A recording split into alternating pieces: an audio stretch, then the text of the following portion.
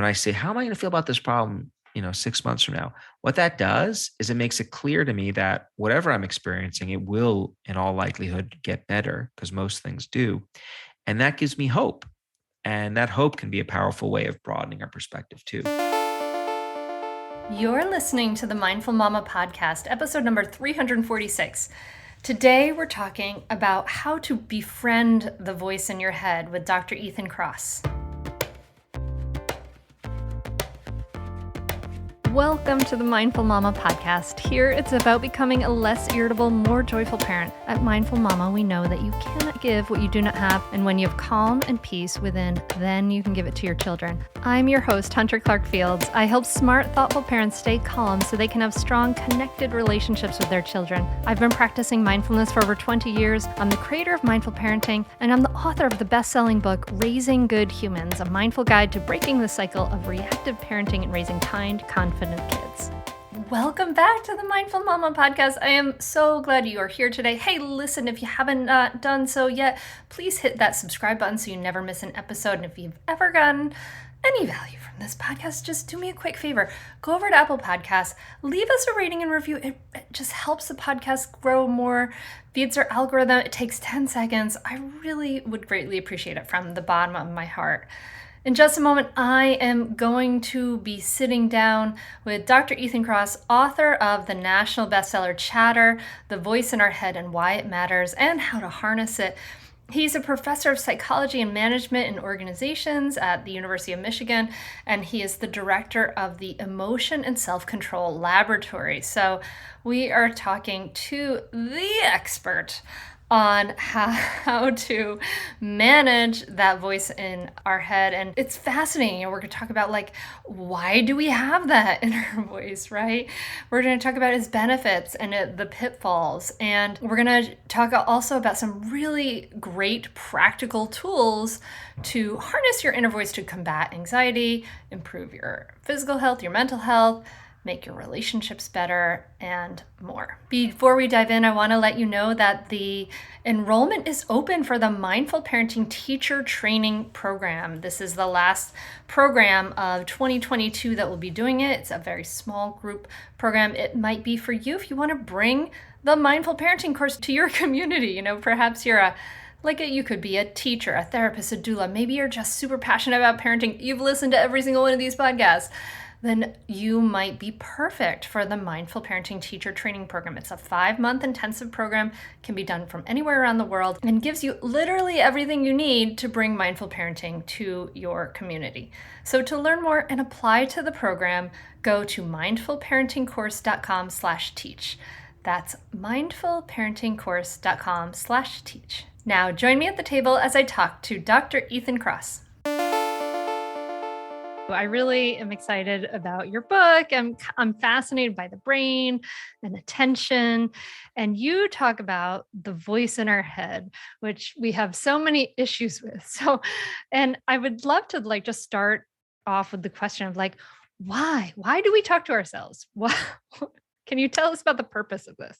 Yeah, no, thank you for starting us off with that question. I think it's a great one because I think so many of us instantly think about the negative side of the voice in our head. Oh my God, there it goes again. The inner critic is unleashed or I'm ruminating. But the truth is we evolved this capacity to talk to ourselves because it serves us well in many different contexts. So when I use the term inner voice, what I'm talking about is our ability to silently use language to reflect on our lives. And it turns out that that's a kind of superpower that we possess that lets us do many, many different things. I like to think about our inner voice as a type of Swiss Army knife of the human mind. And so let me walk you through a couple of the positive features it provides for us. At the most basic end of the spectrum, your inner voice lets you keep information active in your head. So I don't know about you, but I often will be tasked to go to the grocery store and will inevitably forget what my partner told me to buy. And so I'm walking down the aisle and halfway through, I'm like, oh, what did my wife tell me to get? And then I rehearse the list: eggs, milk, cheese. That's me using my inner voice. We use our inner voice to keep small bites of verbal information active in our head. So if I asked you to repeat a phone number in your head, memorize it, you'd be using your inner voice. And we rely on our inner voice for that purpose all the time. That is a very basic thing we do, right? Like we try to keep information active in our heads. So that's one thing your inner voice lets you do. It also helps us simulate and plan, like before a big presentation or an interview or a date. People will often rehearse what they're going to say in their head. I sometimes take this to an extreme. I'll rehearse what I'm going to say during a presentation. Then I'll imagine what the most obnoxious audience member could possibly ask me. And then I'll respond to them, usually quite aggressively. I'm much more aggressive in my head than I am in real life. You're like, zing, gotcha. That's right. I'll say the things I wish I would say in person, but would never have the audacity to do. But that's a tremendous capacity, this ability to simulate and plan how we're going to behave, what we're going to say. We use our inner voice to do that. We use our inner voice to coach ourselves along when we're trying to exercise self-control. So when I'm exercising, I'll count down how many reps I have left and motivate myself. Come on, 3 more sets, and then you get to go have breakfast. Right? I'm talking to myself as I do that. And then finally, and this is, if I had to choose between my favorite functions of the inner voice, this last one I'm going to tell you about is probably my favorite. Our inner voice lets us tell stories about our lives that give shape to our understanding of who we are. So, we experience events that we don't really understand. Like, why did that person say this to me? Or, why was my kid excluded from that activity? When that happens, we tend to turn our attention inward to make sense of those experiences and essentially create stories that give us a sense of understanding why this occurred. And your inner voice helps you do that. It helps storify our life. And those stories, those really speak to our sense of self. They help shape our sense of who we are. So keeping information active in your heads, planning, controlling yourself, storytelling, your inner voice helps you do all of those things. You would not want to live life without one. And yet there is this dark side, which is the negativity bias, right? You're like, we know, right? Totally. We, adversity strikes, we turn our attention inward and we don't come up with very elegant stories and solutions to our problems. Instead, we start spinning, we ruminate, we worry, we catastrophize, which is what I call chatter. And that's really the dark side of the inner voice. And I think that's a big problem that we all struggle with. And the good news is that there's a lot of science that gives us tools to manage that chatter when it strikes. Yeah, I mean, it's interesting because we're the brain, like we have we have the animate body, like we have all those senses, and then we have this conscious mind that feels like it's almost like on top of this animate body, right? And the conscious mind is telling all these stories to kind of make sense of what's happening in the body. I mean, there's all those like twin studies, right? Where they talk about like how the conscious mind is like making up a story to make sense of the world. That's part of this whole process, right? Of just sort of storytelling and meaning making. Yeah, we are, storytelling machines. There's a famous quote. Actually, it's from the Nietzsche, the philosopher, but one of my favorite authors, Viktor Frankl, who wrote Man's Search for Meaning, quoted Nietzsche in describing what allowed him to get through being a prisoner in a concentration camp during World War II after his family was slaughtered. And he says, "He who has a why to live for can deal with any how." And the idea is if you can find a story and find that purpose in our experiences, that can be really remarkable for allowing us to persevere through all sorts of atrocities. And there's a lot of research which shows that we tend to just navigate the world on autopilot, and we just, we experience things. And then when we stumble on events or experiences that we have difficulty understanding, we stop and we try to make sense of it. Oh, what's happening right now? And we start activating the storytelling machine in our mind that is so remarkably useful for allowing us to make sense of the world. We could learn from our experiences and then move on. The problem is that sometimes that story making apparatus and the inner voices involved in it, sometimes it breaks down. And that's when the chatter arises. And when the storytelling machine breaks down, we just freeze. We often just keep on struggling to get it to work. But that ends up sometimes digging ourselves into a greater hole than it does helping ourselves out. Or it's even like digging its heel, you know, it's like spinning its wheels, right? Like that would be kind of what ruminating is in some ways. Totally. I mean, I sometimes I think about so my I when I started a mindfulness meditation practice, up until that point in my life, I started when I was a steady practice when I was 27, finally after 10 years of reading about it. and and up until that point, I had all these, you know, I would go into these, you know, it's just emotionally like kind of highly sensitive, right? And I would go into sort of these pits every week or two. And and then after I started my mindfulness practice, I didn't fall into those pits every Hmm. week or two. It was really a remarkable difference for me, a real game changer for me. And as I thought about it, and I've reflected on over the years, like, what was it? And I think that, I mean, it's not like I have all the stressors, I have all the feelings, all the anxieties, all the different things that happen, but I'm not sure that I spin my wheels in the same way I used to, like as far as the ruminating, as far as like I start to notice, oh, this is not a productive way of thinking. And I'm able to stop it and change my mind and refocus on the present moment or let that go or whatever it is, right? And this is where you're talking about like the danger of chatter, right? Or the difficulty of chatter is like how why it makes us suffer. Is this what you're talking about? Yeah, absolutely. And, bravo to you for finding a solution to it. I love the way you just described your experience because, I think nowadays we often have these goals that society gives us, that I think are unattainable and in some ways not really functional. This idea that we should always be living a life free of any kind of negative experience, just experience positivity. Like, I don't think it's possible. B, uh, what that directive misses is the fact that negative emotions in small doses are really, really useful, right? Experiencing a small ping of anxiety before a big event, this is helpful. There's tons of research which shows that that can energize us, lead us to prepare more effectively. Likewise, experiencing some anger when you are threatened is not a bad thing. This we evolve this capacity to experience negative emotions for a reason.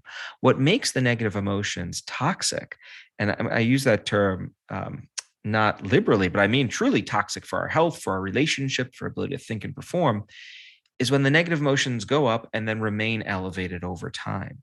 And that's exactly what the chatter or the rumination or the worry, you could choose your favorite phrase. What chatter refers to is getting stuck in this cycle of negative thinking and feeling. You keep on harping on the experience that is causing you to feel upset to try to solve it, but you don't come up with those solutions. And in the process, as you said, you just dig your heels in further and further. Now, I think the key to managing chatter is not to rid yourself of any negative emotion, right? The key is figuring out what to do when you sense that the chatter is beginning to percolate. And there are lots of tools that exist to help people nip it in the bud the moment you can sense it coming on the horizon. It sounds like you've discovered several tools that work for you. I know that I use a bunch of these science-based tools and they really help me as well. It's not that I never find myself on the precipice of worrying or ruminating. Sometimes I could see it coming, but I have a plan. I know exactly what I should do in those instances to nip it in the bud. And I think that's a really valuable resource to have. And one of the reasons Yeah. I wrote the book. Stay tuned for more Mindful Mama podcast right after this break. Hi everyone, my name is Christy. I joined the Mindful Parenting Program. I had 3 kids in 3.5 years. I was not enjoying any part of being a parent. I just felt like we didn't have a good relationship. I felt awful about myself at night after putting them to bed. I would review the day in my mind, and I had done free parenting challenges with other groups, and with the free challenges you can only go so far, and it just wasn't working. And then I stumbled upon Hunter's Facebook page. Since completing her program, I feel like a whole new person. I'm not burnt out anymore. I have fun with my children. I smile. I laugh. I love myself now, which has taken me a really long time to do. I feel that anyone who is struggling, that's burnt out, needs to do this program. It has helped me tremendously. You know the saying, you can't pour from an empty cup, and my cup is full, and I feel like I am filling up my children's cups now. Get on the waitlist for Mindful Parenting at mindfulparentingcourse.com. That's mindfulparentingcourse.com. I'm excited to go over the tools, but we're going to hold those back for a minute because there are some really cool tools here. But I love this. And I just was, as you're talking about this idea of worry, I was having this, I just wanted to share with you. I was having this conversation with my husband this morning. He's reading a book about worry, apparently, where they're postulating that worry, a lot of it may have come out more during when we stopped being hunter-gatherers and moved into agricultural society as humans, because then we would have to think ahead, right? We have to plan ahead more and think ahead more and kind of do, rather than living more day to day as a hunter-gatherer, which is like a fascinating, I think, kind of way to consider this. But I want to go into a little bit about what brought you into this, because you have a really interesting, it seems like you have a kind of an interesting relationship with sort of these thoughts in your head from when you were little, because you had a dad who really encouraged you. You said he encouraged you to go inside if you had a problem and to ask yourself the question, which is such a cool thing. It's not, I don't think everybody's dad gave us that that instruction. Can you tell us about how old were you when he started to ask you to go inside to figure out your problems? Yeah, I think it's cool in retrospect. And when it was happening, I don't know that I would have. You were probably super annoyed. I was mortified. So from the time I was about 3 years old, my dad, who oh my gosh, wow, was a really colorful character. So on the one hand, non-college grad, never held down a job for too long, watched the Yankees religiously, had a potty mouth when he was driving on the road, would curse other drivers out. So it was just this voluble kind of guy, very loud, big bushy mustache, thick Brooklyn accent. Except when we were at home, he'd be reading Eastern philosophy, the Bhagavad Gita, Yoga Sutras, autobiography of a yogi, and meditating and talking to me as a little kid about everything he was reading. And so one of the first, lessons he gave me was, when something's bugging you, go inside. He's very corny in retrospect. I love him dearly, of course, but he would say things like, find the kernel, which was shorthand for the kernel of truth, for a kid. But essentially the message was pretty clear. Introspect and use your mind to try to solve the issues that you're struggling with, find the answer within, and really tap into that inner voice to help you do it. And that was a skill that I really value him impressing upon me from a young age. I used it throughout my childhood and adolescence. Whenever I'd get into an argument or I'd ask a girl on a date, they'd say no. I'd go inside. I wouldn't really sulk about it. I'd move on to another girl, ask them out. They'd say no. That cycle would keep on repeating, and it was fine. I never got really stuck. And then I got to college and took my first psychology class. And what I learned was, on the one hand, this tool my dad had really given me was something that a lot of people, of course, used and benefited from in their lives. This ability to introspect. It's a remarkable feature of the human mind that lets us do all sorts of amazing things, like innovate and create and solve problems and learn from our mistakes. Except a lot of the time, this tool that we possess gets us into serious, serious trouble. It makes it hard for us to think and perform when we start ruminating and worrying, as opposed to finding clear solutions. And so that ended up being a real puzzle for me. Why is it that we have this ability to use this voice to work through problems and do these remarkable things, but oftentimes it gets the best of us in pretty profoundly negative ways? And so I went to graduate school to figure out how to use the tools of science and neuroscience to weigh in on that question. All right. So we want to be able to deal with it. We want to appreciate it as a tool.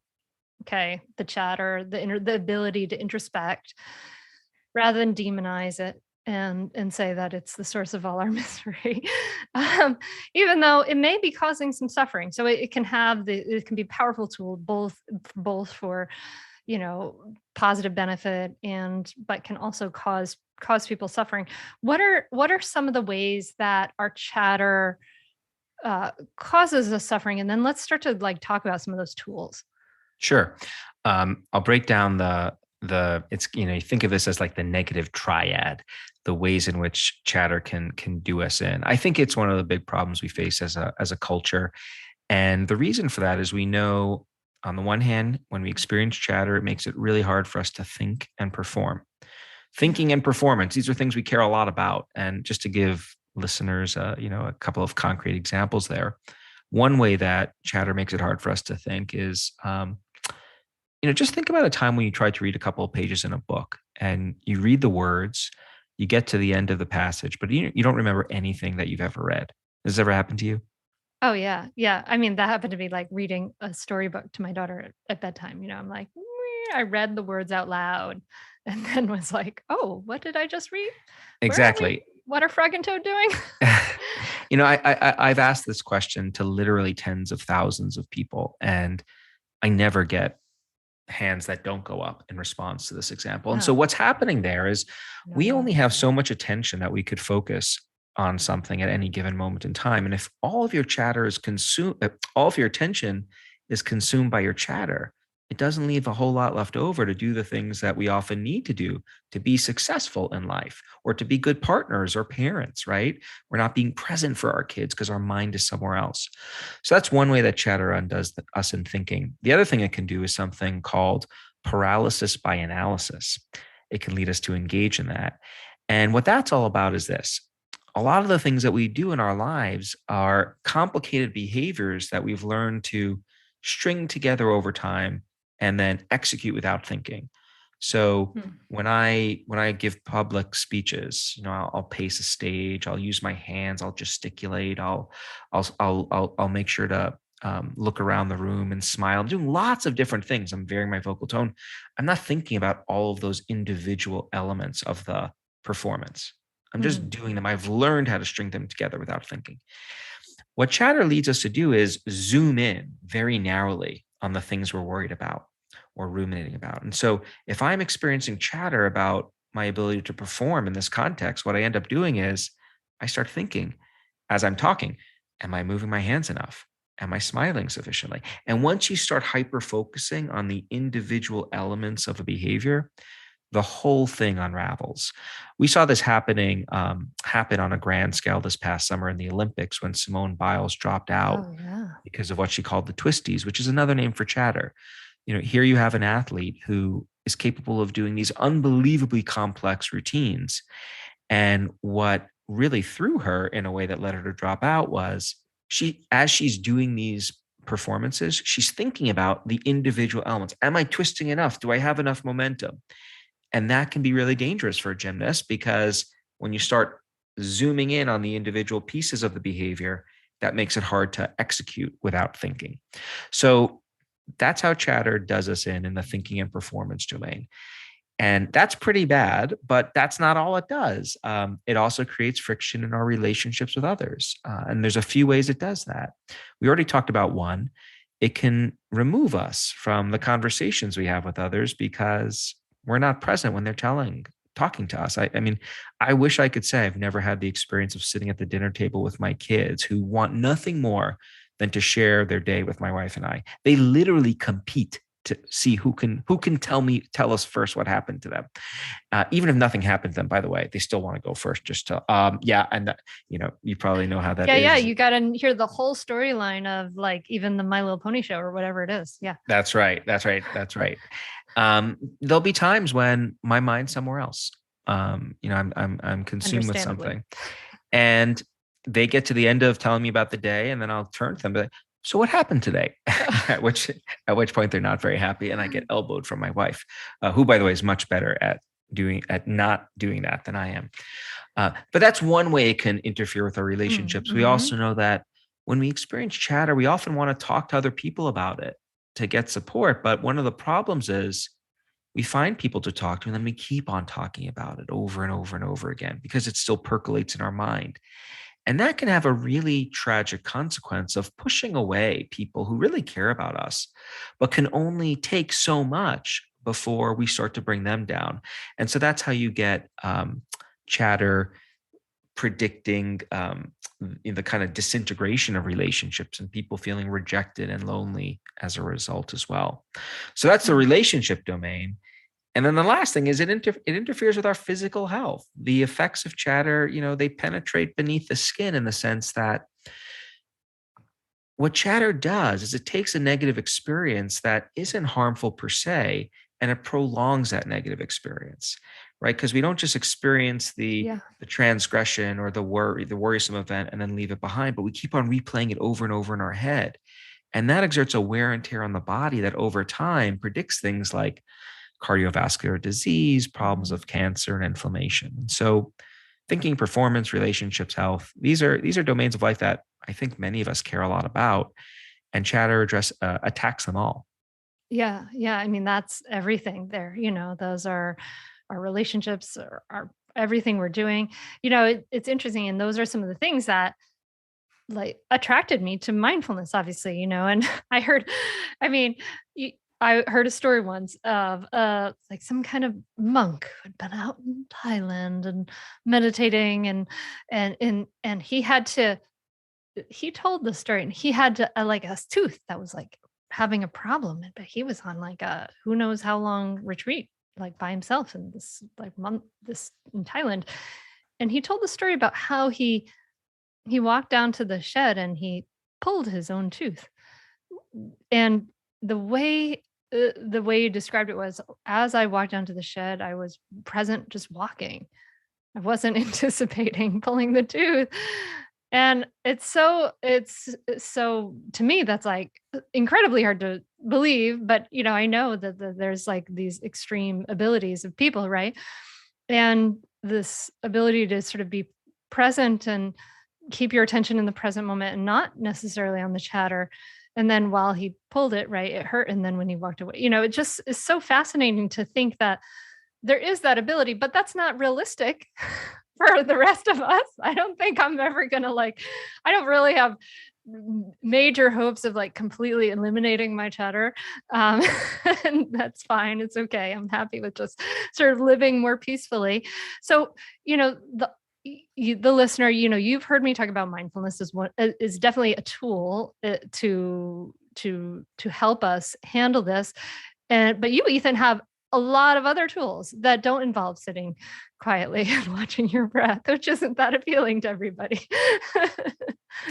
That's right. I think so another part of my history with my dad is, going along with his interest in Eastern philosophy were the contemplative practices that many Eastern philosophical traditions really created and disseminated for the world. And so when I was 5 years old, I did not get what I wanted for my birthday, which was a new bicycle. Instead, I got a mantra. And so I learned how to meditate. That's right. So you could see the color to my dad.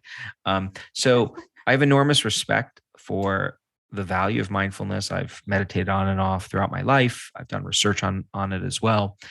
I think mindfulness and meditation is one very effective tool for helping people with their chatter.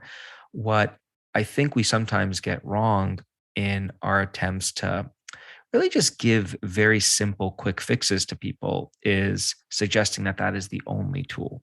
Because what we know is that there's a much broader toolbox of skills out there that people can benefit from. And my feeling is, why limit anyone to any specific tool? This is such a pernicious problem. So let's give people the entire toolbox, and then let's figure out what are the combinations of tools that work best for people. It's not always possible to sit down and meditate for 5 to 15 minutes. Like, how are you going to do that right before, you've got to go on stage? Maybe there are, some breath work you could do, but there are just many, many more resources that exist. And we actually have some research that we just finished performing on anxiety surrounding COVID-19. Mm. And this is, still in the pipeline. It's not published yet, hopefully soon. But what we found was the people who fared best through the pandemic in terms of their anxiety levels were people who used multiple combinations of healthy tools. They didn't limit themselves to just mindfulness or just, any of the other tools I talk about in the book. It was people who used 4 or 5 tools in Mm. combination. Those were the ones who experienced the largest dips in their anxiety level. And I think there's a really important message there that is somewhat different from the message we often hear in popular culture about how to manage our mind. So yeah, I'm a fan of this toolbox approach. Give people lots of different skills and then help people figure out which ones work best for them.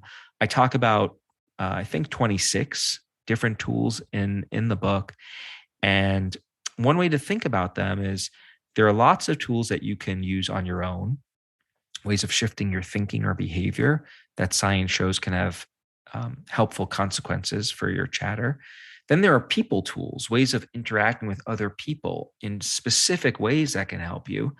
Their caveat there is that not every way of other people can be a really powerful asset or a liability when it comes to our chatter. And that's another, I think, really important take home, right? Just talking about what you're feeling isn't always sufficient for getting better when it comes to our chatter. Well, I mean, it's so interesting, even when you talked about that before, because the idea that, right, like part of, the therapeutic model, for instance, is like you talk about some issues. And so you are able to sort of process them out loud. And the idea is that that helps you heal from them.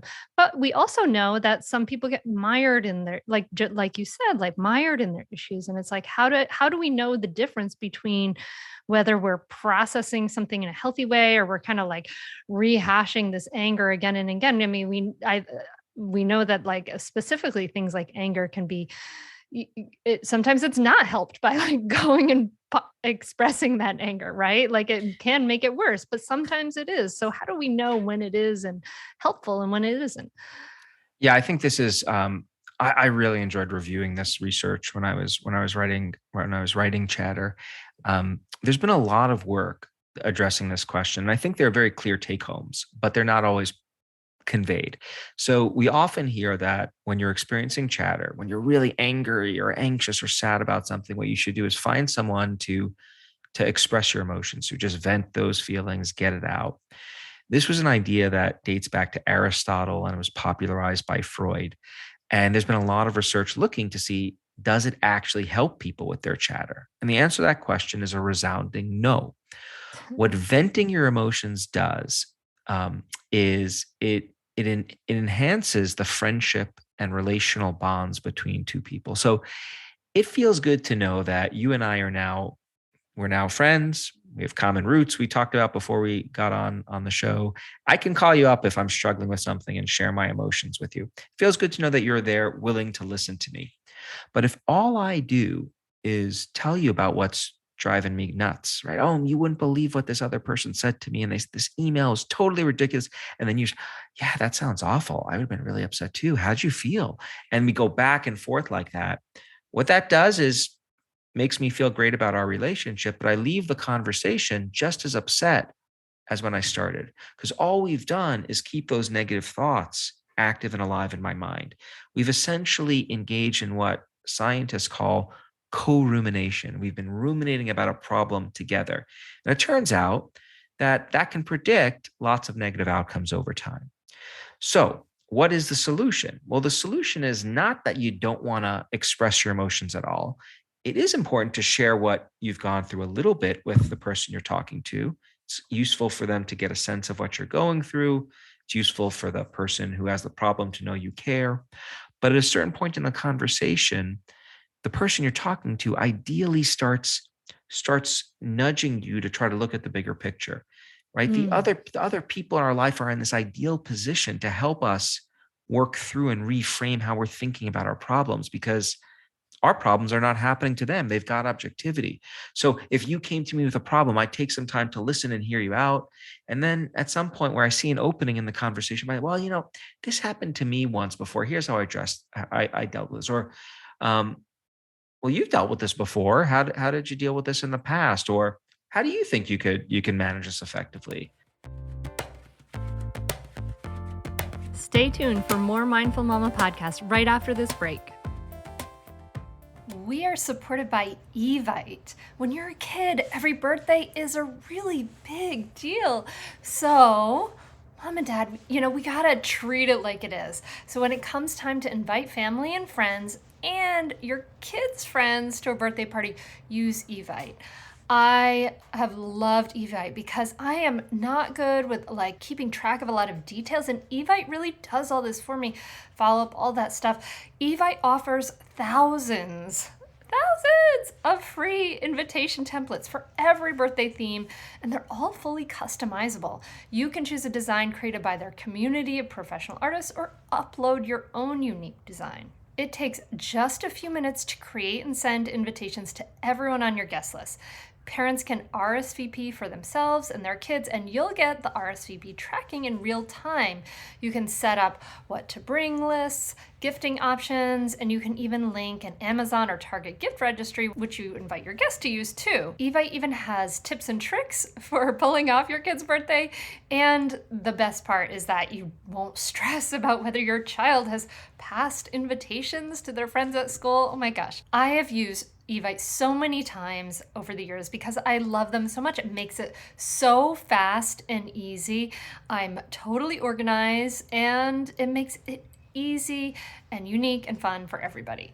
Make your little one's birthday party the big deal that it is. Find amazing, beautiful, one-of-a-kind designs in minutes for free. Head over to evite.com/hunter. That's evite.com/hunter. And when you use that URL, you support the Mindful Mama podcast. So go to evite.com/hunter. Let's not just get into a complaining fest. That's so interesting because in mindful parenting, I teach one of the classic communication tools, which is like reflective listening, like helping to, because parents, a lot of us as parents, we tend to go to, let me just solve your problem immediately. Right. And we skip over that step of, I see you and I hear you and that's essential problem. And that's essential. Right. But then we don't want to get stuck there. Right. We can offer this perspective. It's interesting because it makes me think of I don't know, sometimes I get really frustrated with situations like if you go to the bus stop and you meet somebody you don't know very well, and there's a lot of people out there who try to kind of bond and make small talk by complaining, bonding by complaining drives me bananas. I hate that. Because I don't want to live in your complaints. Stay off social media. Right. But that co-rumination is not, it's maybe making a relationship, but it's not. And that is why it's so hard to deal with, because there's just this seductive allure to co-ruminating, because it feels good to be connecting with someone else over this misery that we're spewing. It does feel good sometimes to complain together about something with someone else. The problem is that, okay, you feel good about your relationship, but it doesn't help you deal with the problem. And so what you want to do is two things. You want to do a little bit of that venting and expressing, and then switch into the problem solving, perspective broadening mode. Now, there is an art to doing this well. And as I'm a scientist, I don't usually talk about art. I like objectivity, but there is art because we're all different and we're dealing with chat over different kinds of experiences. And so what I mean by art is this, sometimes my wife will come to me with some chatter to talk to me about it, and she'll start, just venting a little bit, and I listen. Oh, it's terrible. I'm really actively engaged with her, empathizing. And then at a certain point in the conversation, I'll say, totally get it. Hey, I got a thought. You want me to share it with you? And sometimes she'll just look at me like, no, I'm not done. Just keep listening. And then she'll keep going. And okay, I come back later on and try to get into the advice giving mode. At other points in the other conversations, I'll see the opening, I'll go for it. And I'm like, hey, can I offer you a suggestion? Like, yes, please. This is exactly why I'm talking to you. So you want to feel that out. But the value here is knowing about the science here, knowing that there's these two phases to giving good to getting good support for your chatter, what that does for us is two really important things. Number one, it allows us to be deliberate about who we talk to about our chatter. Who do you seek out support from? There are many people in my life that I am exceptionally close to. I'm related to them. Okay. I don't talk to them about my chatter because I know it's nothing on their part. Like they want to help. They just aren't going to do it well because they're just going to get me to vent about it. And I don't want to be in that position. So I think really carefully, who are the people in my life that I could turn to for chatter support when it comes to relationship problems, as opposed to, professional issues. And I've got like 3 or 4 people for the personal stuff, 5 or 6 for the work stuff. It's kind of like having my own personal board of advisors that I can go to when I'm experiencing any chatter. And it is an invaluable tool. It really serves me well. So that's one take home. The other take home. Yeah, go ahead. I want to just offer to the listener like this. I just want to go back to, we had an episode with Aaron Huey, the director of the Fire Mountain Center for kids who are struggling with like suicide and drug issues. And his number one advice to parents to not get their kids into his center was to have exactly what you're describing, right? Is to like just have friends, like have time away from your kid, like have other places to sort of vent and process and all those things that you're describing in a healthy way. And that ability to do that and then be present, for your kid and whatever, was his number one advice, even for this like incredibly challenging cases. So anyway, I mean, that's wonderful consistency. And so then the question, so how, but who should your friends go to have those friends, right? Like this gives you a way to think about who to speak to build that really useful board. And then the other thing is knowing about the science, I think it puts us all in a better position to be better advisors to others, to our kids, to our loved ones when they come to us with a problem. So when a friend comes to me with an issue, and they increasingly do, especially after they found out I wrote a book on this topic, it's like, I get calls. You're getting very skillful about it. You're saying, can I offer something? I've got some chops now, right? Yeah. It's funny. A relative of mine is a physician and gets called up from everyone in the community about, everything from like a scratch on their knee to more serious medical issues. Like they have a second job when they come home from work. And I always thought to myself, I don't have to worry about that, but it's actually quite fun to help folks about these things. That is why we're both in this space. The take home though is this: we're in a better position to be good advisors to others because I've got a game plan. I know what to do when someone comes to me. I'm not just listening and empathizing. I'm doing that. Plus, I'm also trying to help that other person reframe and move on to something else. So you're describing like perspective taking, which I think is really interesting because that's also an aspect of self-awareness, right? Of mindfulness, is to be able to kind of like be able to see not just this, awareness in general, right? Like awareness is not only awareness of the present moment, but awareness of how maybe the past is feeding into it, and awareness of all these, there's a huge umbrella, right, to that. And that in our relationships, you talked about sort of 2 ways, like all the 2 sort of sets of tools, people tools and solo tools. And these people tools were saying, we can offer this perspective, but you also say like, that's also one of the tools you offer for one of the solo tools too, right? Is to just like jump into this perspective ourselves. Like we can do this for ourselves as well. That's right. So here's how this all makes sense to me. When we experience chatter, we zoom in really narrowly on the issues that we're perseverating on, like tunnel vision. All we can think about is this one issue that's consuming us. We're not thinking about the bigger picture. And what's interesting about that is usually when you step back and look at the bigger picture, when you broaden your perspective, you can use your flexible mind to identify solutions to your problems. Like there usually are solutions when you broaden your perspective. So one category of tools that you can use on your own are what we call these perspective broadening tools. And there are lots of ways to do that. lots of ways to get distance from your problems and to think about them more objectively. Just to rattle off a few, you can use language to help you distance. We know that people are much better at giving advice to other people than taking their own advice. And one of the things we can do is you can engage in a strategy called distanced self-talk. So use your name and the second person pronoun you to try to coach yourself through a problem. All right, Ethan, how are you going to handle this situation? We're so much better at advising other people. What distant self-talk does, it uses language to get us to relate to ourselves like we were talking to another person. Like most of the time when we think about our own life, we think about I, me, my, how am I feeling?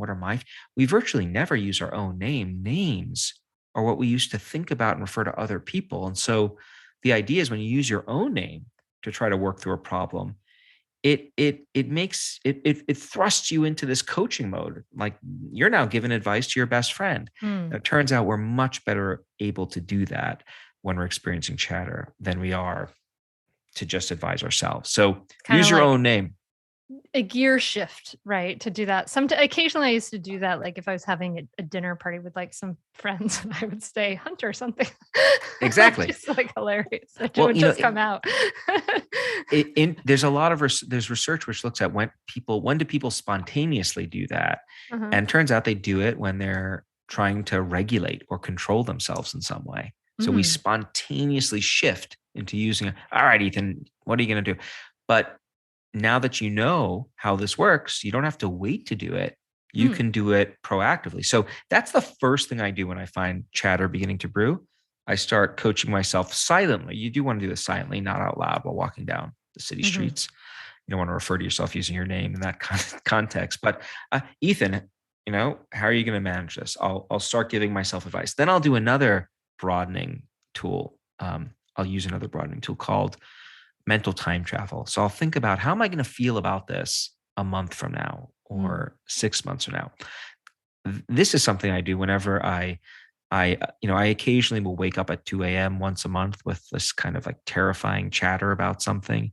And when that happens, because your brain is basically sleeping at that, it can be hard to muster tools to get out of that funk. And this is something that many people experience. The moment that happens, I'll just remind myself, you're going to feel better about this when you wake up in the morning.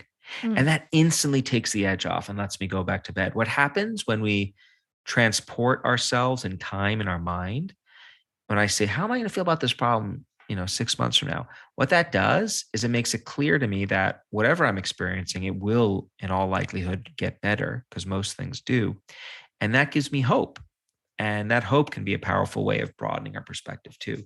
So that's another kind of tool, but there are close to a dozen others that I talk about. The key is this ability to step back, broaden our perspective, and look at things more objectively, which we often just can't do when we're mired in chatter on our own. But lots of different ways of helping people do that.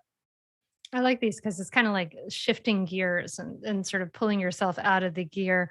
One of the tools you offer is imagine yourself advising a friend, and that overlaps a lot with the research on self-compassion, right? That Kristen Neff and David Germer teach, and that I teach in mindful parenting, that piece about, how would you talk to yourself? How would you talk to a good friend who's going through this? Recently I was in an intense moment where I had to use this. I was at Children's Hospital of Philadelphia with my daughter, who's been suffering with an intense diagnosis recently. And so we were so lucky to kind of get this appointment. We had driven up and, we had been waiting for 4 weeks and get there. And we got there and I got to the front desk, and this lady was the person at the front desk. I said, "Oh, did you call and tell the doctors you were going to be late?" And I said, "Late? I'm right on time for my 10 o'clock appointment." She said, "It was at 9 o'clock." And I was like, "No," and it was totally my fault. Felt so awful. But so I really had to, I felt it intensely. I had really effed it up, big time. And I had to shift into that piece about advising a friend, talking to myself as if I was a good friend, and I was very conscious about it. It was if it really did feel like shifting gears. Yeah, I mean, I've used that metaphor too. I think it's very much these are shifters. These are ways of, like, when we get locked into these emotional states, these states of perseveration, what you want to do is find ways of shifting out of those harmful states into more adaptive ones. Can we talk about one of the tools? I know we have that I think is really interesting. You have tool number 11 is clutch a lucky charm or embrace a superstition, which I think is amazing because I find like I have a little token that says lucky on it, and it has an elephant, right? And I have this like little token, and just shifting into, because I know that shifting in that mindset helps me. But tell me about this tool. I was like, and you say, even if you don't believe in supernatural forces, you can still benefit from this. I was like, phew. Yeah, this is this is an ancient chatter fighting tool, if you will. And I think it's a tool that many people stumble on in their lives. One of my favorite examples of this is I was on vacation several years ago in Mexico, and my wife and I visited this small village, and there were these vendors selling these arts and crafts things, and they had these like tiny little dolls, like a few inches. And I asked the woman what they were. They were worry dolls. That's right. And so the idea is you take one of these little dolls and you put it under your pillow, and it takes your worries away. And I gave it to one of my kids when we came back. And those have been around, those worry dolls, for a long, long time. What we know from lots of research is that if you believe that something is going to make you feel better, in many cases, simply having that belief or mindset, you use that phrase, is sufficient for bringing that outcome to fruition. And so there's a lot of research on what we call, placebos, placebo effects, which you may have talked about. I'm not sure if you talked about it at your show, but what a placebo is you basically give people an inert substance. You give them a sugar pill, but you tell them, hey, take this. It's going to make you feel better. It's going to reduce your anxiety. It's going to make you less sad. And research shows that if people believe that that's going to happen, that the mind starts initiating that process to bring that outcome to fruition. So how the heck does that actually work? Well, the brain is a prediction machine. So our brain is constantly trying to figure out what's going to happen next, right? So, like, think about, like, how do you get from one end of your house to another? How do you determine like how high to lift your leg, or if your kids' toys are in front of you, how to navigate over them? Your brain is making predictions before you take that step over how far you have to go. So it's making predictions about everything, including your emotional states. And it's using every bit of information available to it to inform those predictions. And so if a trusted source, a doctor, tells you wearing a white coat, trust me, take this, it's going to make you feel better, and you believe that that's going to happen, the research shows that that actually does happen in many cases. So that's how lucky charms can be helpful. This it's so interesting. Like just these processes, and you're just tapping into our natural ability, and what kind of everything you're describing is just almost like being it's like the good owner of our brain, right? Like good, totally. Like the user's manual for this. And these are things that really, I think, sort of should be taught in schools to help people. And you have advice for people to help kids with their mindset, tell your kids to pretend they're a superhero. And that helps them kind of like distance themselves from a situation if they're having difficulty, right? Yeah, there's a finding.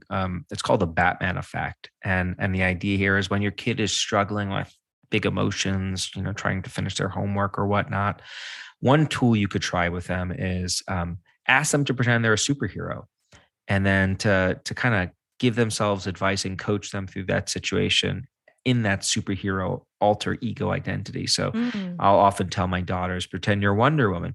And would Wonder Woman give up right now? And why don't you pretend you're Wonder Woman and try to finish it up? Okay. And, they muscle through the task as a result. And what's happening there is we're doing two things.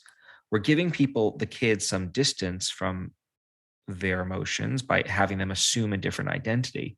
But then they're also assuming an identity of someone who's really good at managing difficulty. Like superheroes don't give up when times are tough. I'll often say to my daughter, who's I guess a tween now, amazing how time flies. I might say to her, like, what would mom or dad do? Imagine you're me. Like, I'll often say this to her when she's contemplating doing dangerous things. Like, just ask yourself, what would daddy do in this situation? And so that's another way of broadening their perspective, getting them to shift. One point that I want to definitely make sure I get in before we wrap up is there's no single tool that I know of that works for all people in all situations. The advice that I have for people, if they're interested in these tools, is to learn about the tools. A lot of complex science went into identifying them, but most of these tools are really easy to try out.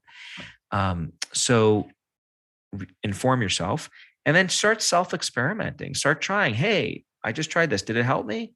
Yeah, then keep doing it. Layer in another tool as well. See if you get additional bang for your buck. If a tool doesn't work for you well, don't use it and move on to something else. I think having that kind of flexibility can be really helpful for folks. I love that advice. You must feel like a mind chat. You must feel like sort of the Zen master of your mind chatter now. I wish. I can say that I definitely still experience chatter at times, but I am really good at nipping it in the bud when it's elicited. So I don't think I will ever live a life, as you said, without any chatter. I don't know if that's actually possible, to be honest. Maybe, anything's possible, I suppose. But I do think that if you have these tools, they really, they shorten the amount of time that you get stuck in those states. And the more we can help shorten the time people spend in chatter, the better off, I think, we'll all be as a society.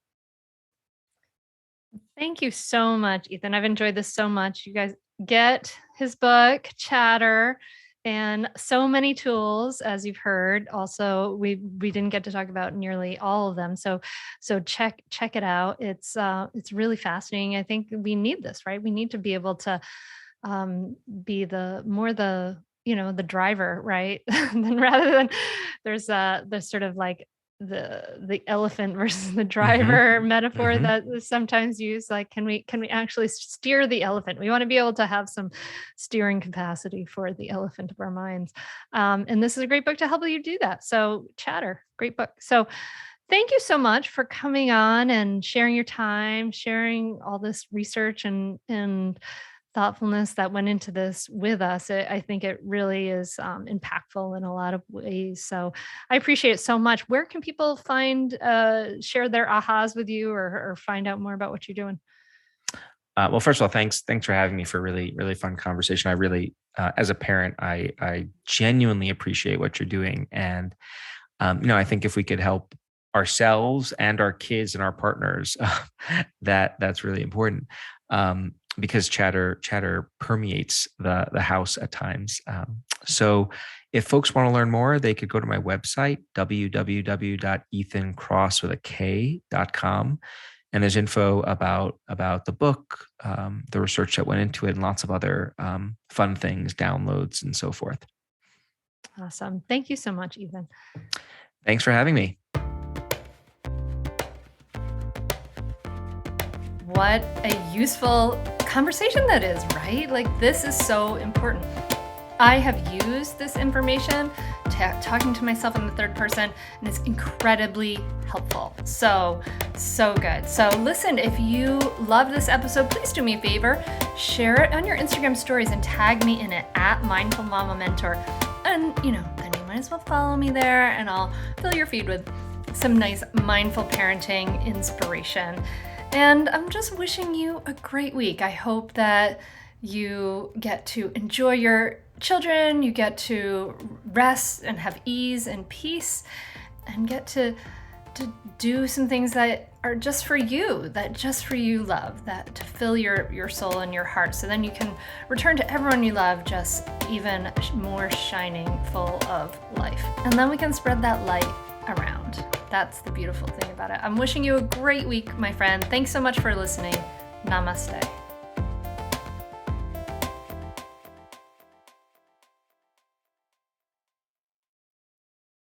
I'd say definitely do it. It's really helpful. It will change your relationship with your kids for the better. It will help you communicate better. And just, I'd say communicate better as a person, as a wife, as a spouse. It's been really a positive influence in our lives. So definitely do it. I'd say definitely do it. It's so worth it. The money really is inconsequential when you get so much benefit from being a better parent to your children and feeling like you're connecting more with them and not feeling like you're yelling all the time or you're like, why isn't things working? I would say definitely do it. It's so worth it. It'll change you. No matter what age someone's child is, it's a great opportunity for personal growth and it's a great investment in someone's family. I'm very thankful I had this. You can continue in your old habits that aren't working, or you can learn some new tools and gain some perspective to shift everything in your parenting. Are you frustrated by parenting? Do you listen to the experts and try all the tips and strategies, but you're just not seeing the results that you want? Or are you lost as to where to start? Does it all seem so overwhelming with too much to learn? Are you yearning for a community of people who get it, who also don't want to threaten and punish to create cooperation? Hi, I'm Hunter Clark-Fields, and if you answered yes to any of these questions, I want you to seriously consider the Mindful Parenting membership. You will be joining hundreds of members who have discovered the path of mindful parenting and now have confidence and clarity in their parenting. This isn't just another parenting class.